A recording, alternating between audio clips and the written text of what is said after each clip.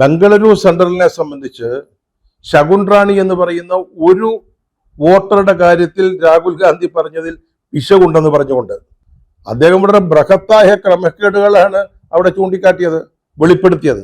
പക്ഷേ ശകുൻ റാണി എന്ന് പറയുന്ന ഒരു വോട്ടറെ കുറിച്ച് പറഞ്ഞത് തെറ്റാണത്രേ. അവരെ സംബന്ധിച്ച് രാഹുൽ ഗാന്ധി കാട്ടിയ രേഖ ഔദ്യോഗികമല്ലത്രേ. രേഖ കാണിച്ചു, അത് ഔദ്യോഗികമല്ലത്രേ. അതിന്റെ പേരിൽ വിശദീകരണം തരണമെന്ന് പറഞ്ഞു. കോൺഗ്രസ്സുകാർ അതിനെ പരിഹസിക്കുന്ന ലവ് ലെറ്റർ എന്നാ.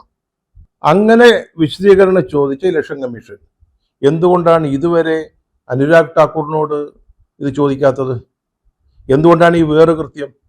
അനുരാഗ് ഠാക്കൂറിന് എന്തും പറയാം, വെറുതെ എന്തും പറയാം, തെളിവുകളില്ല.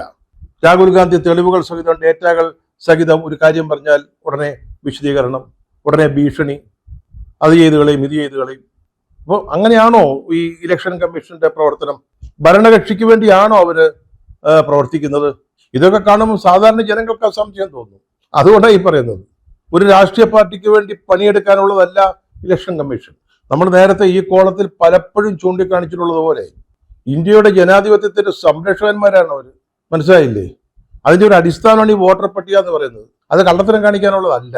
അതിൽ ആരെങ്കിലും പരാതി പറഞ്ഞാൽ രാഹുൽ ഗാന്ധിയോട് വിശദീകരണം ചോദിക്കുന്നത് പോലെ നിങ്ങൾ അനുരാഗ് ഠാക്കൂറിനോടും വിശദീകരണം ചോദിക്കണം. എന്തുകൊണ്ട് ചോദിക്കുന്നില്ല?